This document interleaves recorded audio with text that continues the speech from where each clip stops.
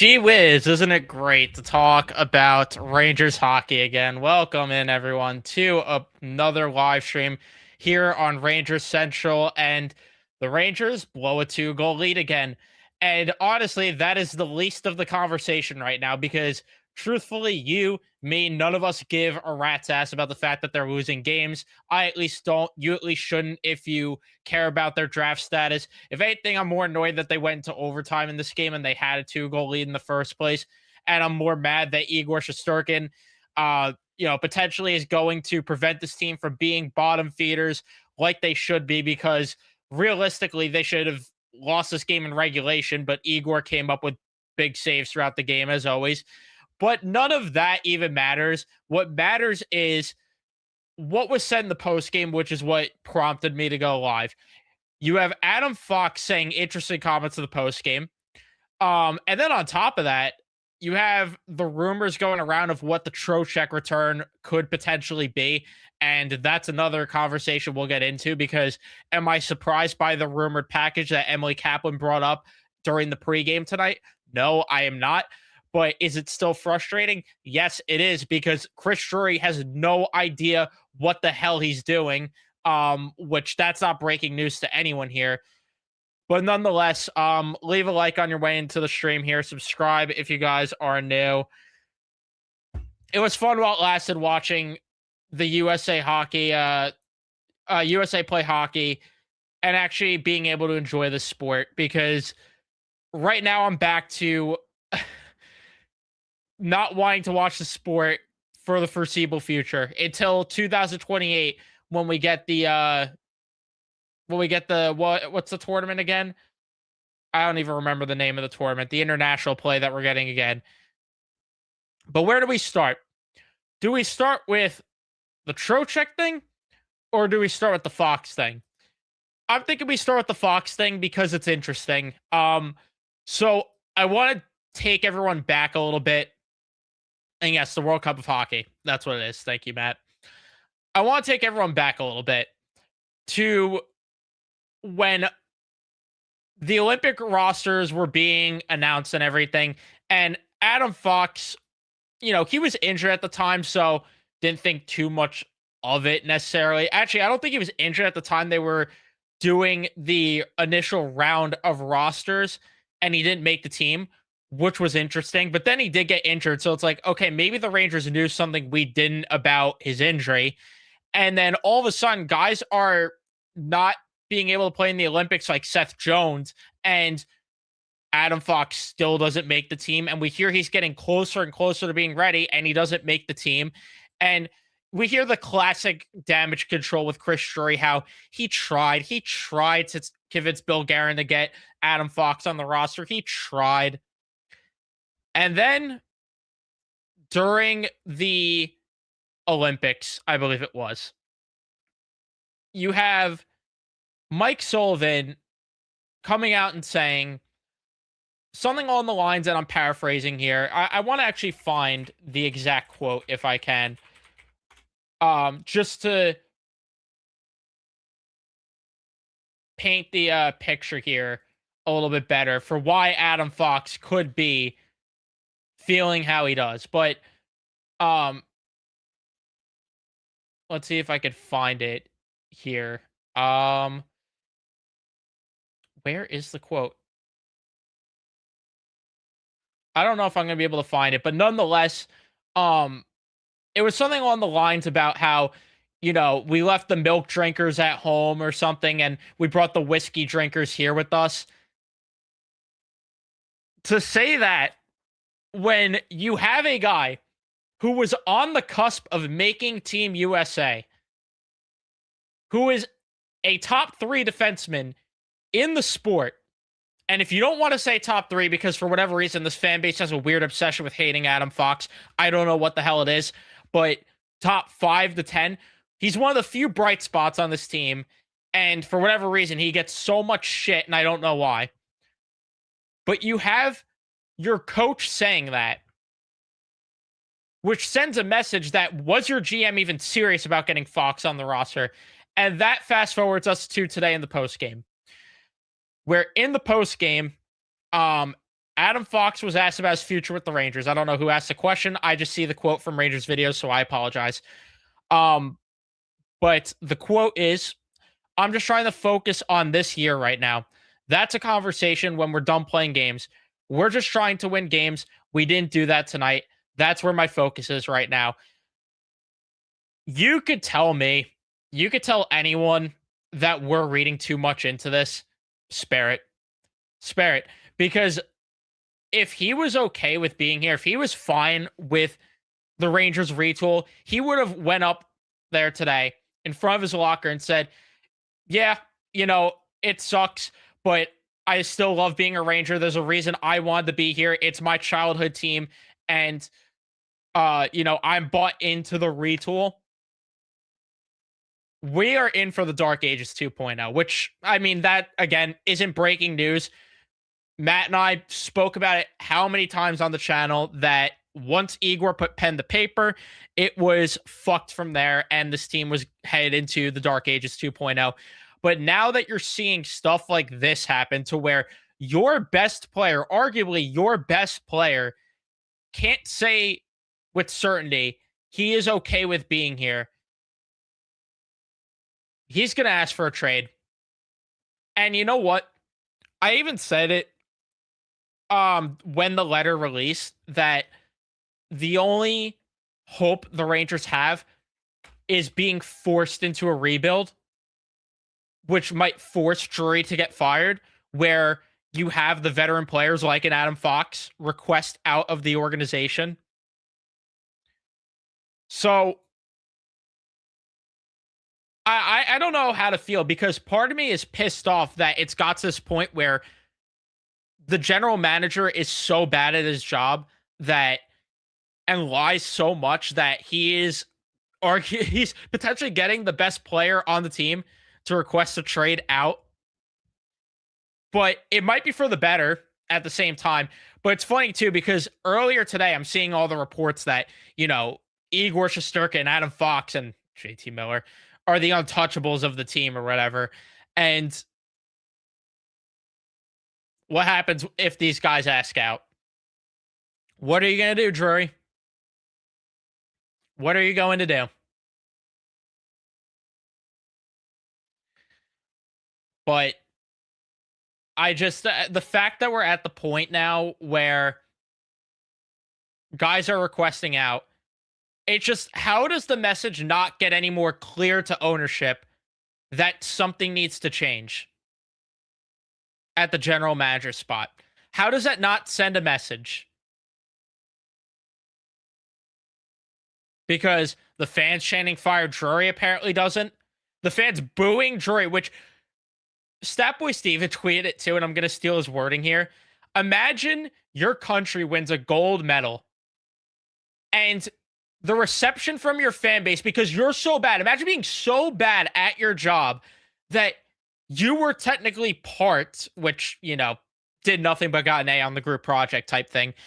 But nonetheless, despite being the Tyrese Halliburton of the Olympic squad with Chris Drury and JT Miller, you could argue. But either way, imagine being so bad at your job that Joe Tolzien announces everyone that returns, announces Chris Drury's name, and the entire building is booing him. It's just laughable. But that doesn't send a message, I'm sure, to ownership. Fox basically saying, yeah, I might request a trade out after this year. I need to see where things go. I mean, how does it not get more clear than what we are hearing that shit needs to change? It is unbelievable. I mean, yeah, when I'm watching Brendan Brisson go out there on power play too, I don't know if I'd want to be here either, Brendan Brisson, because yes, we didn't want to move Brendan Othman to get Jake Gensel, but now we're going to put Brendan Brisson on the power play over him. Just good work. Good work by Mike Sullivan, Olympic winner.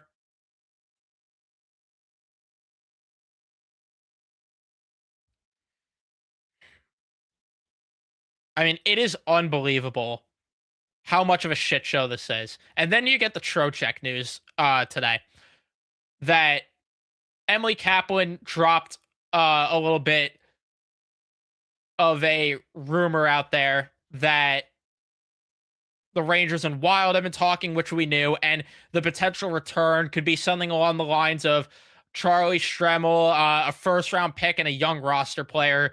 She said we'll see if it goes through, but obviously we don't know yet. That was a predictable return. If this ends up being done, predictable, but this just once again shows the GM has no idea what he's doing because he goes out and says, we want to be a fast team, whatever other wording he used, but mainly the thing about being fast. And pretty much this roster with the young core, quote unquote, just looks like a bunch of players that have been cloned in the same lab with the same exact traits. Passengers, can't skate, most of them tall, North American. Because despite hockey IQ for Gabe Perreault and height for some of these prospects, somebody tell me realistically the difference between Gabe Perreault, Alexi Lafreniere, Will Cooley, Noah Laba, Brennan Othman, Liam Greentree, and Charlie Stremmel. Someone tell me the difference with these guys. Somebody please tell me. And you know what they all have in common? Safe floor, probably no ceiling at all. Maybe outside of Gabe. Maybe Gabe has a higher ceiling, but is his ceiling even going to be reached when the supporting cast around him is what it is? And then you don't even get a first round pick this year. It would be next year in that deal, potentially. And a young player or prospect, which probably means just a throw in piece at that point because there's no way you're getting a meaningful piece. So let me get this straight. For a guy that has more control than Artemi Panarin, which even though he got extended Panarin, but a guy that is a center, a premium position at the deadline, has 3.5 years of control. Play center, like I said, you're gonna get modified no trade clause. You're gonna get a worse prospect than you did in the Panarin deal. And you're not even going to get a first round pick for this year. I've said it time and time again. Anything less than what Andrew Kopp or Jean-Gabriel Pageau got, and that's the starting price. Anything less than that is a failure. And you could argue this is maybe comparable, but Andrew Kopp was a rental. Pageau, while he got extended, was a rental at the time. Why is it that Trocheck, this is the value? Well, I mean, I know why, because the GM undervalues his players or overvalues them because he doesn't want to move Braden Schneider for, he wouldn't trade him for God if he could, but then you have this where this is your most valuable piece and that's the best you're potentially going to get. A guy that did not produce at the college level until his senior year and still isn't even producing at a dominant level, who can't skate. This is the guy that's headlining the deal. And then you have Magic Beans, which, I mean, you're helping the Wild be contenders going into next year as well because they got Quinn Hughes. You give them Vinny Trocheck. Kaprizov signed that deal. So is that first round pick going to be anything? And then keep in mind, too, I'm pretty sure the Wild have some cap space opening up in the offseason. Obviously, you add Trocheck to that and, changes. But Zuccarello's contract's off the books. Tarasenko, I mean, that's $8 million right there. With the cap raising as well, they can move a Marcus Foligno or a Ryan Hartman and then get better. So what is that even going to do, that 2027 first round pick? Especially when, this GM doesn't know at all. Doesn't know his fucking doesn't know shit. But again, where was I going with this? Oh yeah, nonetheless, evaluating talent.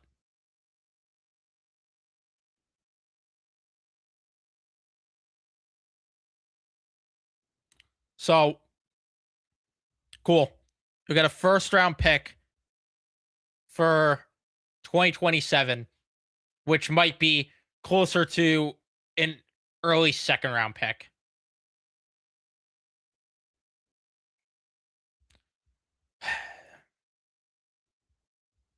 All I know is that my expectations are low with what they're going to get for Trocheck. My expectation is that it's going to get to a point. Maybe it's not this offseason. Maybe we are reading too much of the Fox quote. But you know what? There's something to it. And to me, it screams we're going to get there at some point to where Adam Fox is going to ask out. If I was a betting man, I think we're going to get there at some point, at the very least. Whether it's the offseason, whether it's midseason next year, whether it's the following offseason. And guess who has all the leverage in that with a full no move clause? Guess who's got the leverage? I mean, that's the only thing you could hope with this potentially prolonging an extra season is that it lifts from a full no move to a modified no trade. That is the only hope. But it might get to a point where Fox is going to say, you know what? Fuck this. I requested to be here. I expected to have a winner. Now I got the coach and the GM disrespecting me. I don't owe shit to you guys. Fuck this. I'm tying your hands and I want out now.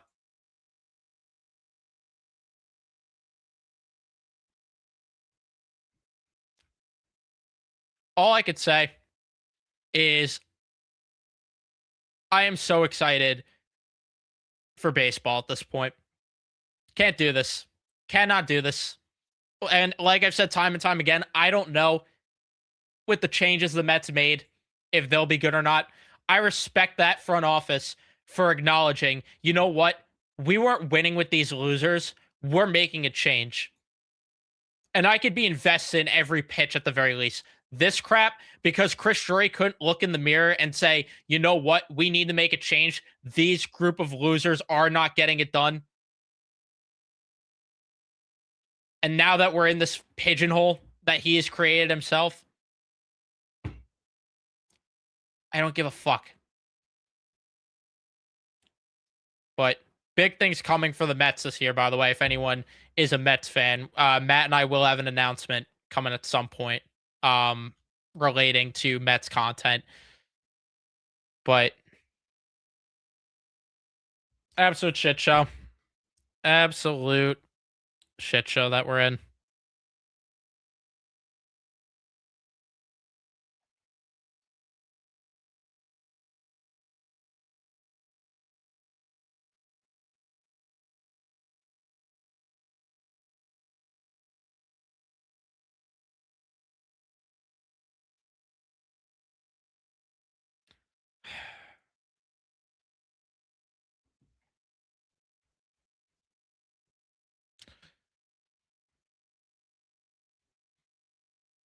I was at the game tonight when Drury got booed. It was loud. Don't know how it came across on the broadcast. It sounded loud. It sounded loud.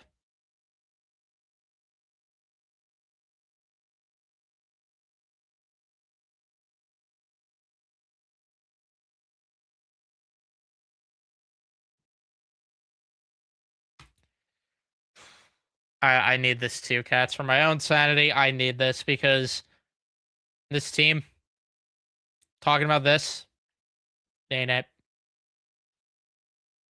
Every time I'm talking about this team, and I say it time and time again, off air, um, when I talk about this team, like you could ask Matt, Carson, Nico, like I just laugh it off.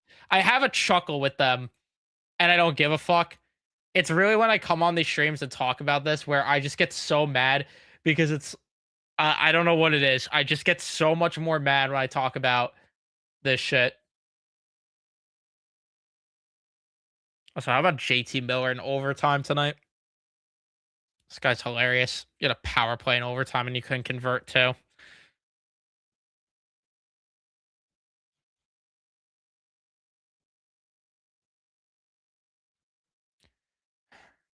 Yeah, can't wait for the damage control. Well, Vinny Trocheck only wanted Minnesota, and then you know what? Let me do Carson's hand puppets. Here we go. We got me, and then we got the blue teamers. Yeah, well, don't believe Molly and Vince because they are just PR stunting for damage control. But he only wanted Minnesota. Don't you see the report? Do you not know what damage control is? No. Let's go Rangers. They can't do any wrong. I can't wait for it. It's gonna be the same bullshit. Just always is. I don't want to hear for a second any of that shit. That you only want Minnesota, and you gotta respect Drury for being a nice guy and trading him to his preferred destination. Fuck that. Fuck that. So now all of a sudden Drury's gonna be Mr. Nice Guy. Okay, that's the funny part too. Is he did all this stuff with trying to be the tough guy, and then all of a sudden he's gonna be Mr. Nice Guy, like with Carson Soucy, how he wanted to do him right by trading him to the Islanders. Why get the best return when you could be Mr. Nice Guy? I can't. I can't. It's fucking awful.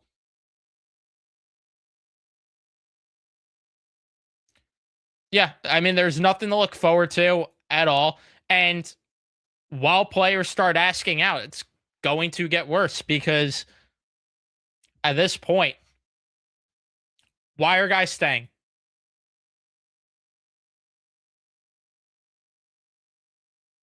Why would Adam Fox want to stay in this shit show? I can't blame him at all.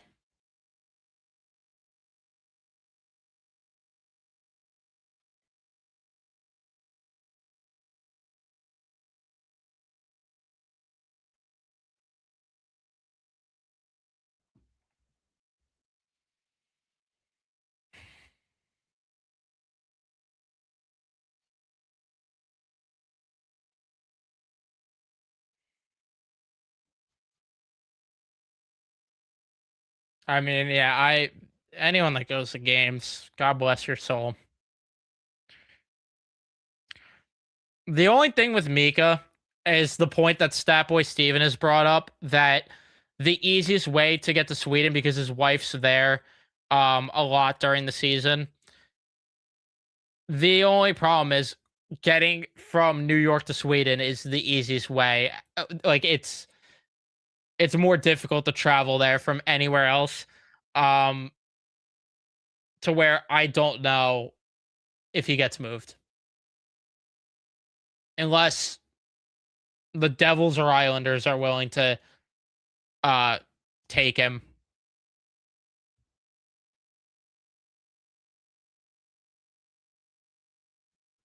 That's really the problem there.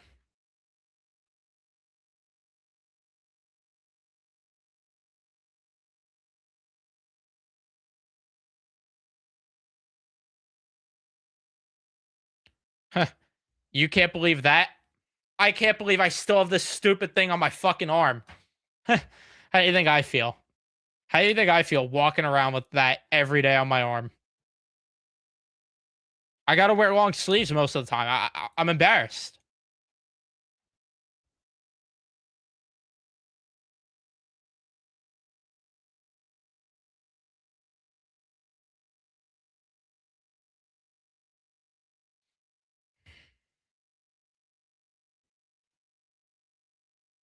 I was talking about Mika with the local teams, but um yeah, I don't know where Fox would want to go. I don't know.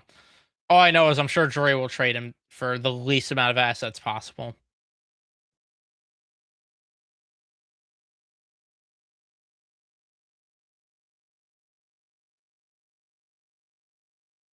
Can't wait for Drury to move Fox for a first and friends, and we get damage control if Drury had no leverage in a trade. Yeah. Um, I feel like they're gonna get worse than that return too. It wouldn't surprise me at this point. Because this general manager is so in his head and so stupid. I mean, this guy hides his face from the media, um, hides his face in general, and then puts out that fucking letter and still ducks the media after that letter, by the way. And then finally addresses the media once Panarin gets traded, and it's not even aired, not even put on their YouTube channel.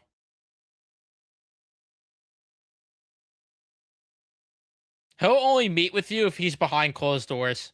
This guy never shows his face in public.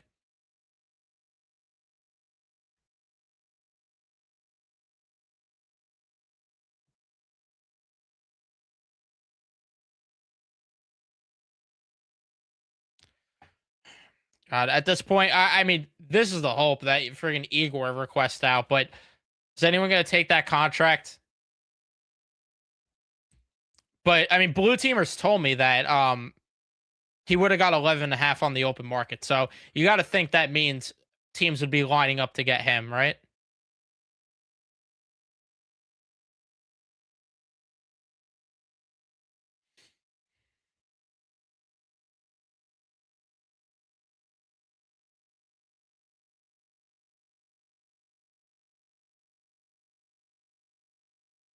He's a loser. He's a loser.